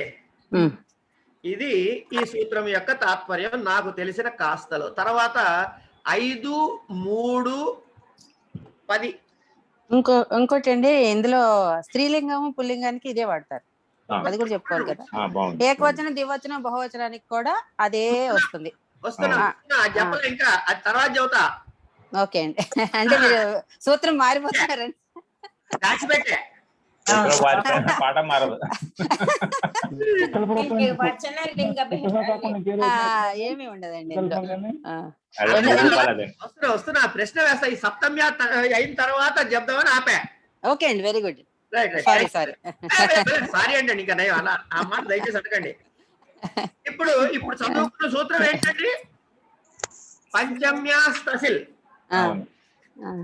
అంటే పంచమీ విభక్తి రూపంలో చెబుతున్నప్పుడు తసిల్ వచ్చింది. ఇప్పుడు సపోజింగ్ సప్తమి రూపంలో చెబుతున్నప్పుడు త్రల్ ప్రత్యయం చెప్పాల్సిన పరిస్థితి ఉందనుకోండి, సూత్రం ఏమనాలి అప్పుడు మనం, సప్తమ్యాస్త్రల్ అంతే అనేయండి, సరిపోయింది. ఇప్పుడు మనం చెప్పుకోబోయే సూత్రం సప్తమ్యాస్త్రల్, సప్తమ్యాహ త్రల్. మిగతా ఏముంది, కిమ్ము, సర్వనామ, బహుభ్యః, అద్యాదిభ్య అన్ని పక్క నుంచి వచ్చేస్తూనే ఉన్నాయి మిగతావన్నీ. నిన్న మొన్న ఉమాగారు చెప్పినటువంటి ప్రత్యయ పరశ్చ అధికారాలు తద్దిత ఇవన్నీ కూడా ఇప్పుడు అన్నపూర్ణ గారు చెప్పినటువంటి ప్రాగ్దిశో విభక్తి అనే అధికార సూత్రం ఇవన్నీ కూడా లైన్ లో వచ్చి కూర్చుని ఉంటాయి. ఇప్పుడు మనం కొత్తగా చేయాల్సింది ఏమన్నా ఉందంటే ఏమీ లేదు అనేసేచ్చు. మీరు ఏం చేయాలి? కస్మాత్ అనేది తీసేసి కస్మిన్ అని పెట్టండి కాసేపు. ఇందా చెప్పుకున్నాం కదా, కస్మాత్ బదులు కస్మిన్ అన్నాం. ఏ అక్కడేమి చెప్పుకున్నాము? తసిల్ అన్నాం. ఇక్కడ ఏమంటున్నావు? త్రల్ అంటున్నావు. అంటే కిమ్ము ప్లస్ త్రా అయింది. ఇప్పుడు కిమ్ము ప్లస్ త్రా అయినప్పుడు ఇందాకట్లాగానే ఏమిటన్నాడు? కిమ్ అంటే ఏం రావాలి? ఆదేశంగా కా రావాలి. కానే రావాలని చెప్పాలి ముందు. దాన్ని వెంటనే తర్వాతి సూత్రమైనటువంటి కుతిహోహ్ అనే సూత్రం చేత తకారము గాని హకారము గాని ఉన్నప్పుడు మాత్రమే ఈ కా కాస్త కు అవుతుంది. అది కాకపోతే కు కాదు కదా, అంతే కదండి. ఇప్పుడు ఇక్కడ త్రల్లు తసిల్లో తకారం ఉంది కాబట్టి ఈ కకార స్థానంలో కు వస్తుంది ఆదేశంగా, దానిని బాధించి. మిగతావన్నీ మామూలే. కు ఉంది, త్రా ఉంది, కలిపేస్తే ఏమైంది? ఇప్పుడు నాకు ఈ ఇందాక చెప్పుకున్నటువంటి కుతహాకి ఇప్పుడు చెప్పుకున్నటువంటి కుత్రాకి పాస్ట్ టెన్స్ అంటే భూతకాలంలో ఏం చెప్పాలి? ఏమన్నా శబ్దం మీకు తెలిసినట్టు ఎక్కడైనా ఉందా? లేదు కదా, లేదు. Very good. అట్లాగే పోనీ భవిష్యత్ కాలంలో ఏమన్నా చెప్పగలరా? లేదు. భవిష్యత్ కాలం కూడా చెప్పలేరు. పోని పాపం అని పుంలింగ స్త్రీలింగ నపుంసక లింగాలు చెబుతారా? చెప్తారా అండి? చెప్పరు. పోని కుత్ర కుతహ అనే వాటికి ప్రథమ విభక్తి రూపం గాని ద్వితీయ విభక్తి రూపం గాని సప్తమి విభక్తి రూపం గాని చెప్పగలరా? అన్నిటికీ ఒకే రూపము అన్ని చోట్ల వస్తుంది. అంటే కుత్ర కుతహ అనేది ఎక్కడైనా వ్యయము అనేగా మార్పు చెందుతున్నదా? లేదు. అనగా మార్పు వ్యయము చెందని దానిని ఏమనవలెను? అనేసుకోండి. ఇంకా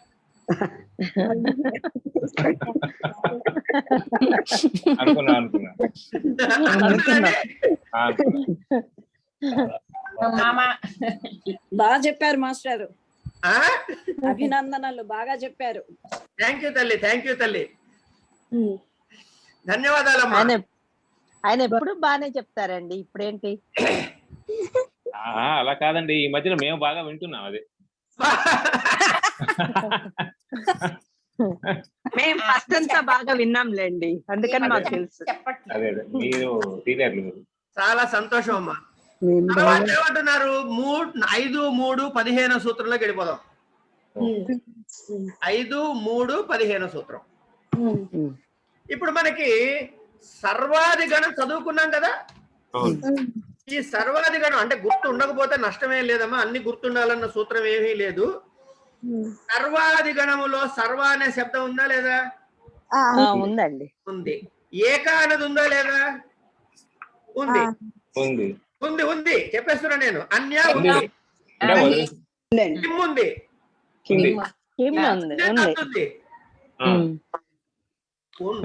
అంటే ఇప్పుడు ఏం చెప్పచ్చు మనకి? డైరెక్ట్ గా సర్వాది గణము అనొచ్చు, లేకపోతే ఇందాక చెప్పినట్టుగా చెప్పచ్చు. ఏమని? కిం సర్వనామ బహుభ్య అద్యాదిభ్య అని కూడా చెప్పచ్చు. చెప్పచ్చు కదా. అవి కేవలంగా అనువృత్తిగా వస్తున్నా ఈ వీటికి మాత్రమే విధించుకుంటున్నా ఇప్పుడు చెప్పబోయేవి. ఏ అర్థములో అది ప్రధానమైన విషయం ఇక్కడ. ఇప్పుడు ఎవరినైనా కుతహ అన్నాం అనుకోండి, ఎక్కడ నుంచి వచ్చావనే కదా దాని అర్థమమ్మా, అంతేనా? కొద్దిగా ఎక్కడ నుంచి వచ్చావనే కదా. సరే, ఇది ఎక్కడ పెట్టావు అనే దానిలో కదా కుత్ర అని అడుగుతున్నాం. మమ్మ బుద్ధి కుత్ర అస్తి అని అడగచ్చు కదా. జవాబు నాస్తి అని వస్తుంది జవాబు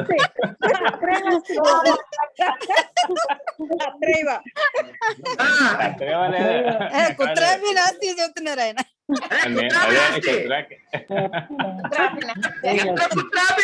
ఇంకా బాగుంటుంది. అదేలే సర్వత్రా నాస్తుంది. అదే ఎక్కడా లేదని చెప్పు. అదే ఇంకంతే. అయితే ఇక్కడ మనం గమనించాల్సిన విషయం ఏంటంటే ఈ కుత్ర ఈ కుతహ అనేటటువంటి రూపాల్లో వచ్చినటువంటి తసిల్ ప్రత్యయము త్రల్లు ప్రత్యయములు దేశమును సూచిస్తున్నాయి. అంటే ఒక ప్లేస్ ను సూచిస్తున్నాయి. అర్థమైందమ్మా? ఈ శబ్దాలు అంటే సర్వాతో కనుక త్రల్లు చేసిన లేకపోతే కనుక తసిల్ చేసిన అది ఒక ప్లేస్ ని డినోట్ చేసిన ప్రదేశాన్ని. ఇప్పుడు చెప్పుకోబోయే ఈ 5టికి 1 2 3 4 5 6 ఈ 6టికి కాలే అంటే కాలము అనే అర్థములో దా ప్రత్యయం వస్తుంది. దా అంతే. అంటే మిగతా చోట్ల వీటికి వచ్చే ప్రత్యయాలు దేశమును సూచిస్తే ఈ 6టికి ఈ సూత్రము చేత దా అనే ప్రత్యయము రావడం ద్వారా కాలాన్ని సూచిస్తుంది. ఇంత గుర్తుపెట్టుకోవాలి తేడా. అంచేత ఇంక నేనేమి చెప్పక్కర్లే. మన 5 చెప్తాను, చెప్పండి ఒకసారి. సర్వదా చెప్పలేరు ఇంక మీరు. ఏకదా అన్యదా అందామా మరి? ఇలాగే కింద అనేద్దామా?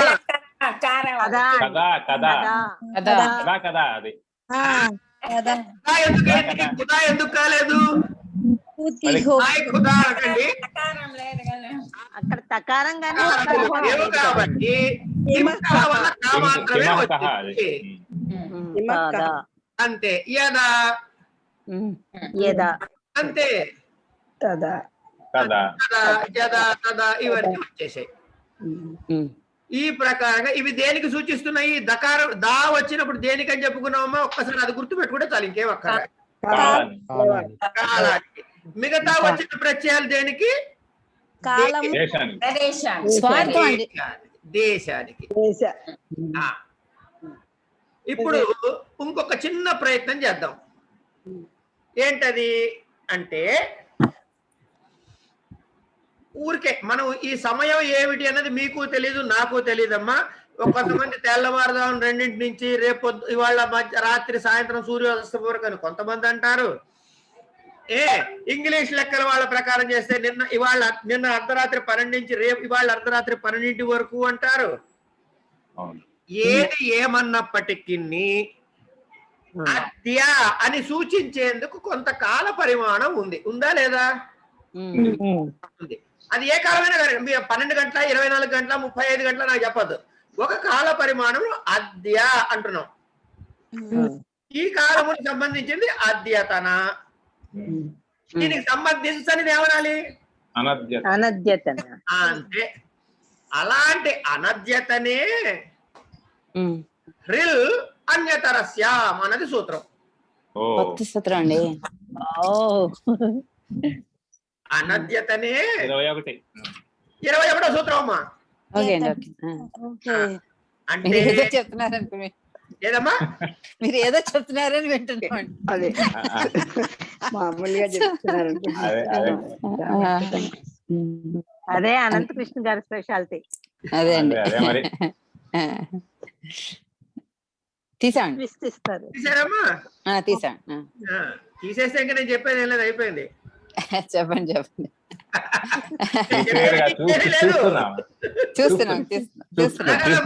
చెప్పేందుకు ఏం లేదు.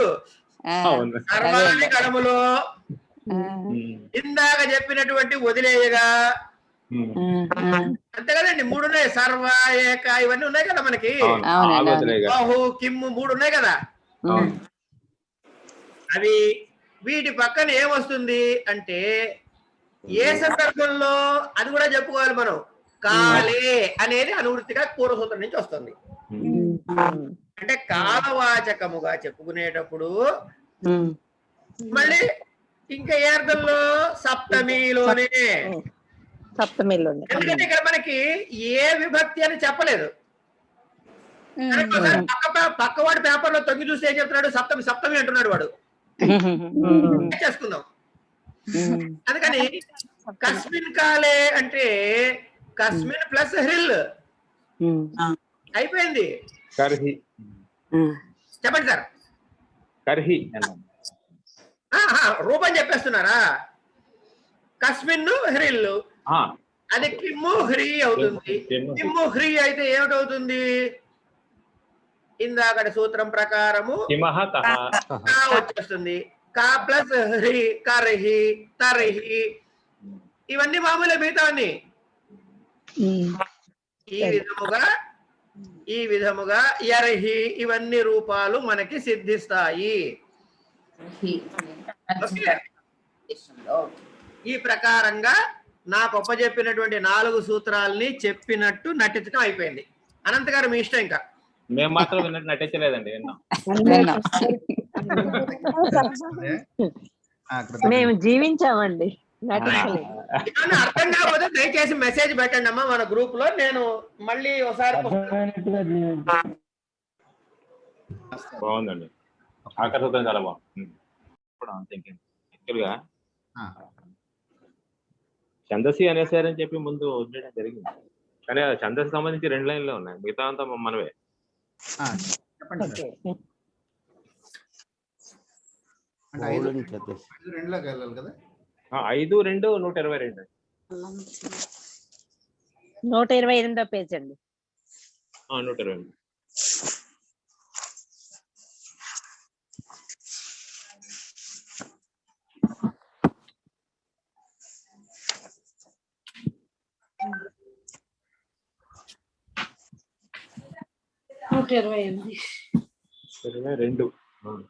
చిన్నదే సూత్రం, చిన్నదే, ఆర్టికల్ ఎక్కువ.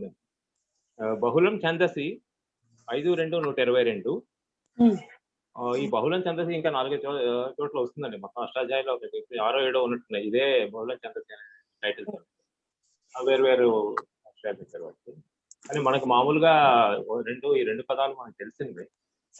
బహుళము అంటే రకరకాలుగా బిహేవ్ చేస్తూ ఉంటుందని మనకు తెలుసు. తర్వాత ఛందసి అంటే ఏదో వేదాలకు సంబంధించిందని, అది లౌకిక ఉపయోగం లేదు, లౌకిక భాషలు లేదని కూడా మనం అనుకుంటుంటాం.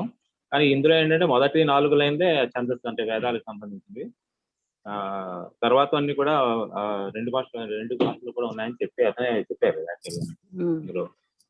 కాబట్టి అది ఒకసారి చదువుకుందాం అంతే. ఇది పెద్దగా ఇంత చెప్పాల్సిందేం లేదు. ఈ వార్తకాలు ఒకసారి చదువుకొని పదాలు డిస్కస్ చేయాలి.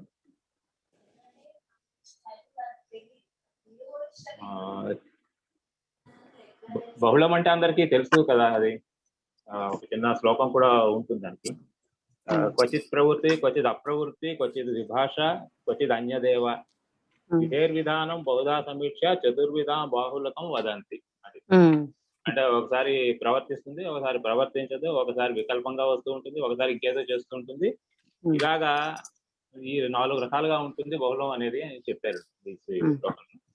అంటే బహుళం అంటే ఏంటంటే ముఖ్యంగా ఒక నియమానికి కట్టుబడదు. యాక్చువల్లీ చెప్పాలంటే విశిష్ట నియమస్తే అభావం బాహుళకం నామ్నా జ్ఞాయతే. అది ఒకటి ఇది బహుళం అంటే ఇలాగే ఉంటుందని చెప్పడానికి లేదు. ఒక విశిష్ట నియమం లేదు, ఆ సందర్భాన్ని బట్టి మారిపోతూ ఉంటుంది. అదే ఆ శ్లోకంలో చెప్పారు. అదే ఇంకో చిన్న. ఇప్పుడు ఒకసారి వృత్తి చదువుదాం. ఒకసారి స్తోత్రం నంబర్ తెలియదు. 5 2 122. ఓకే ఓకే చెప్పండి. వృత్తి ఛందసి విషయ బహుళం. ఇది బహుళం అని అలా రాస్తున్నారండి. ఇది సంస్కృతం ప్రకారం తప్పిది. ఆ మామూలు లకారం ఉండాలి. బహుళమే, అది బహుళం లేదు. మనం వాడేస్తున్నాం కానీ అలవాటు ప్రకారం బహుళం అని ఉండాలి. ఎక్కడ రాసినా కూడా మనం అది దిద్దుకోవచ్చు ప్రాబ్లం. ఛందసి విషయ బహుళం వినిః ప్రత్యయో భవతి మత్వర్ధే.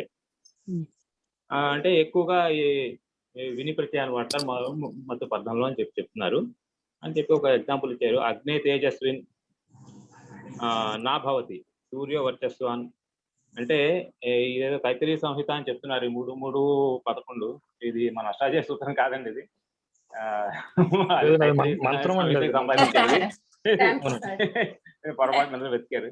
మంత్రం ఇది బ్రహ్మ శర్మ గారు ఈ మూడేమిటి అదే మంత్రం చెప్తారు, నాకు తెలియదు. అగ్నే తేజస్వం తేజస్విత్వం అని మంత్రం అన్నమాట. అదే ఉపనయనం చేసేటప్పుడు ఆశీర్వచనం చేస్తారు. అవునవును, అదే అవును. అంటే బహుశా మూడవ మీరు ఏంటంటారండి, అవేవో అనువాకాలు అందులో మళ్ళీ తైత్రీయ సంహితలో మూడవ పర్ణంలో ఒకటో అధ్యాయం పనస అన్నమాట. మూడో అధ్యాయంలో మొదటి పనస. ఇక్కడ ఏముందో చూడలేదు, అంతే. పర్వాలేదు, నేను ఊరికే నంబరింగ్ లాజిక్ ఏంటంటే సరే. ఇక్కడేమో సూర్య వర్చస్వాన్ అని చెప్పి ఎగ్జాంపుల్స్ ఇచ్చారు. అంటే ఇక్కడ తేజస్విన్ అని వచ్చింది, ఇక్కడ వర్చస్వాన్ అని వచ్చింది. ఒకటే అర్థంలో చెప్తున్నారు రెండు కూడా, కానీ అది దేనికి కట్టుబడలేదు, అది అలాగే ఉంటుంది, మనకు సంబంధం లేదు దాంతో. వైదిక ప్రయోగంలో మత్వర్థంలో విని ప్రత్యయం బహుళంగా వస్తుంది. అగ్నే తేజస్విన్ ఎగ్జాంపుల్ ఇచ్చి ఇట తేజస్విన్ శబ్దంపై విని ప్రత్యయం వచ్చిన రూపం. సూర్య వర్చస్వాన్, ఇక్కడ వర్చస్వాన్ శబ్దం విని ప్రత్యయం రాని రూపం. అంటే రెండు జరుగుతున్నాయి ఒకే చోట, ఒకే అర్థంలో ఉన్నాయి రెండు, కానీ రెండు రకాలుగా వస్తున్నాయని. ఒక చోట తేజస్విన్ అని, ఒక చోట వర్చస్వాన్ అని వస్తున్నాయి. అది గుర్తుపెట్టుకోండి అని చెప్తున్నాను.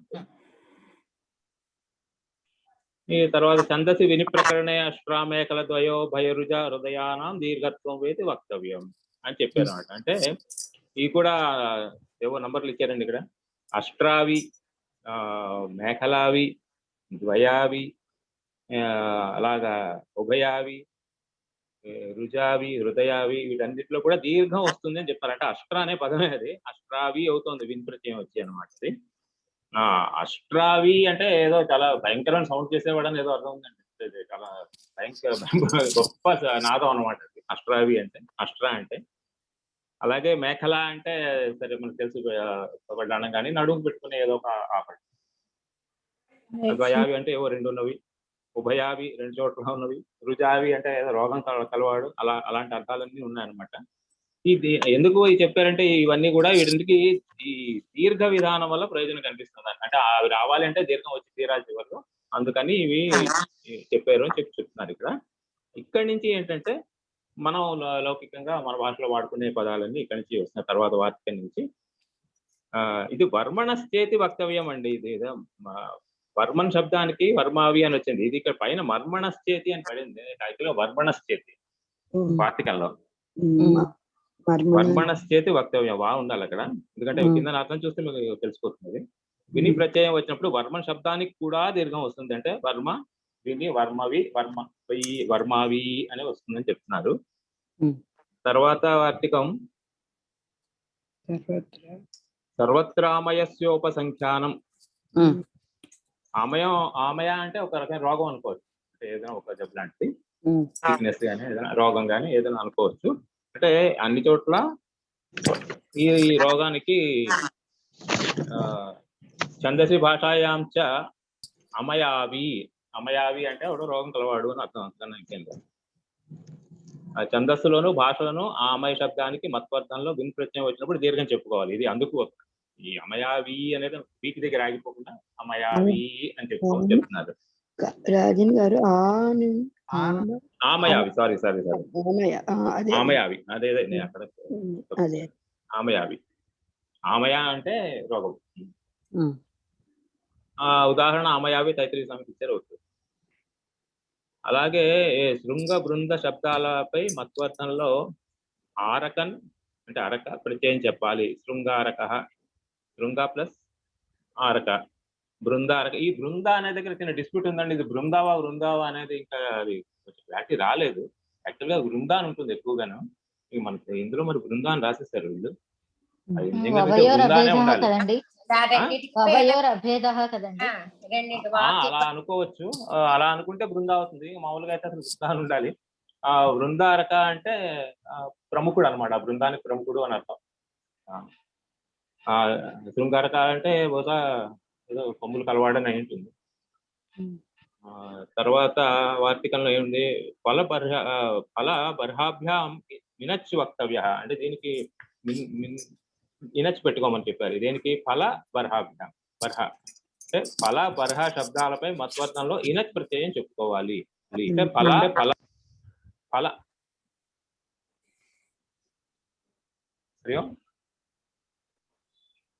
వినిపిస్తుందా?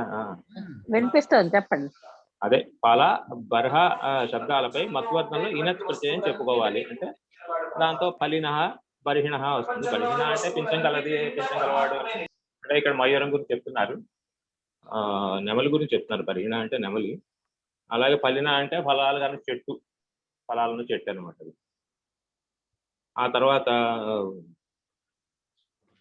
తర్వాత వార్తకం హృదయాచాలు రణ్యతరస్యాం.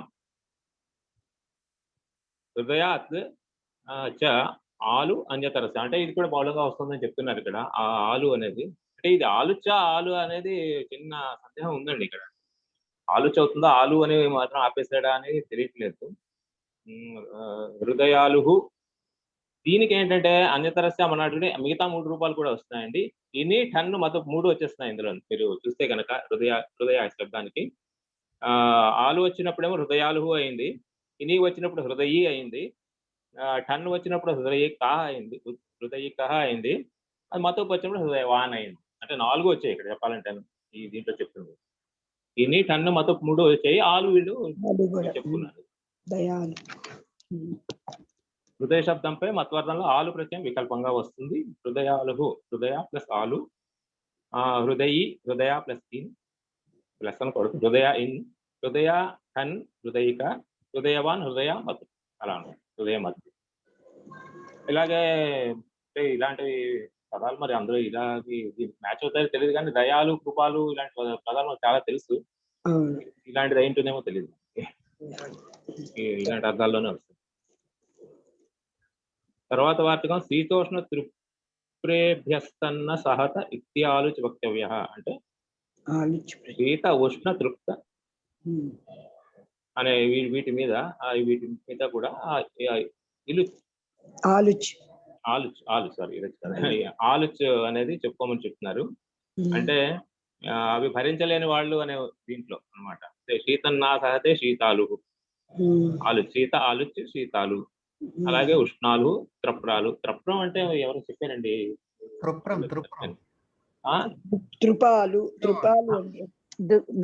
త్రుపాలు అంటే ఏంటి? ఇది చెప్పారు, దుఃఖాన్ని సహించలేని వాడండి. దుఃఖాన్ని సహించలేని అదే చెప్పారు మన గ్రూప్ లో.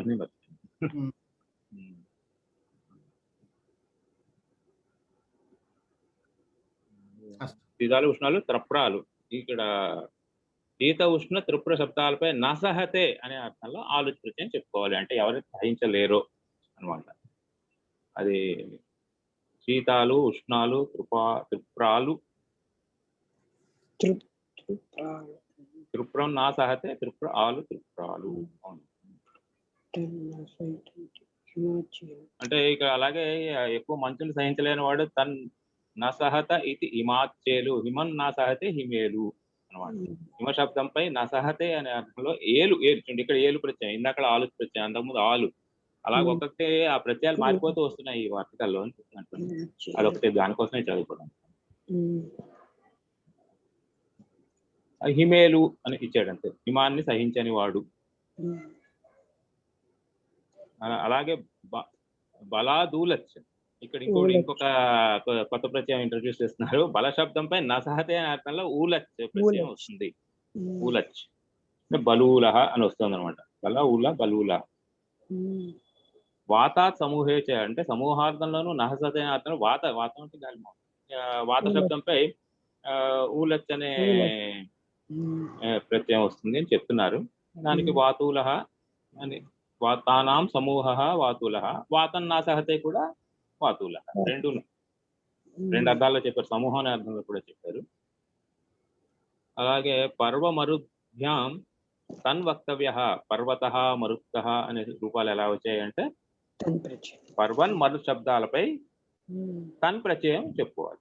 ఇంకో ప్రత్యయం మొత్తం ఒక 10 ప్రత్యయాలు బహుశా ఇక్కడ తప్పించి ఇంకెక్కడ వాడమేమో వీటంటే. అంటే ఎన్ని టన్నులు మతొప్పులు కాకుండా మిగతావన్నీ కూడా దీనికి లిమిట్ అయ్యేమో తెలియదు మనకి మొత్తం చేస్తే గానీ. పర్వంత పర్వత, మరుత్త మరుత్త. ఇంకొక అర్ధార్థదభావ ఇనిర్ వక్తవ్య, అభావం చెప్తున్నారు ఇక్కడ. ఇది చెప్పారు కదా ఇందాక. ఇది అర్థి తదభావ ఇత్యేవ అర్థవాన్ చెప్పినట్టున్నారండి అక్కడ. అర్థి అదే కదా, నేనేం దాటేనా? కరెక్ట్ అర్థి చెప్పారు కదా ఇందాక. అవునండి అర్థి అది అందరూ చెప్పారు కదా. అర్థి తదభావే ఇత్యేవ అర్థవాన్, అది అభావే చెప్పారు. అర్థి అంటే అర్థం లేనివాడు అనే, అంటే లేనిది అంటే అస్మినస్తి అస్తి కాకుండా ఇక్కడ లేదు అని చెప్పాలన్నమాట ఇక్కడ. అందుకు అలాంటి వాళ్ళు అర్థి అనే దీంతో అర్థం మీద ఇన్ప్రత్యయం వచ్చింది, అర్థినైంది, అర్థి అయింది అని చెప్తున్నారు. అయితే ధనం ఉన్నవాడు అనే అర్థంలో అర్థవాన్ అని మళ్ళీ మధు ప్రత్యయం వచ్చి అర్థవాన్ వస్తుంది అని కూడా ఇందాక చెప్పారు కొన్ని గారు అనుకుంటాను. అంటే ఇవన్నీ ఎందుకు చెప్పారంటే ఈ బహుళ శబ్దం అనమాట, అది ఇవన్నీ ఇష్టం ఉంటాయని చెప్పడానికి బహుళ శబ్దం కోసం చెప్పి చెప్పారు. అంటే ఫర్దర్ అప్లికేషన్ ఎక్కడ లేకపోయినా కూడా ఇది ఇలా చదువుకోవడానికి చాలా కొత్త కొత్త పదాలు బోర్డు తెలుస్తాయి కదా, అందుకు చదువుకోవడం. అది అయిపోయిందండి. 6:20 కరెక్ట్ గా తీసుకున్నారండి, చాలా బాగుంది. పర్ఫెక్ట్ గా ప్లాన్. థ్యాంక్ యూ వాళ్ళు. చక్కగా సరిపోయింది. శ్రీరామ జయ రామ జయ జయ రామ.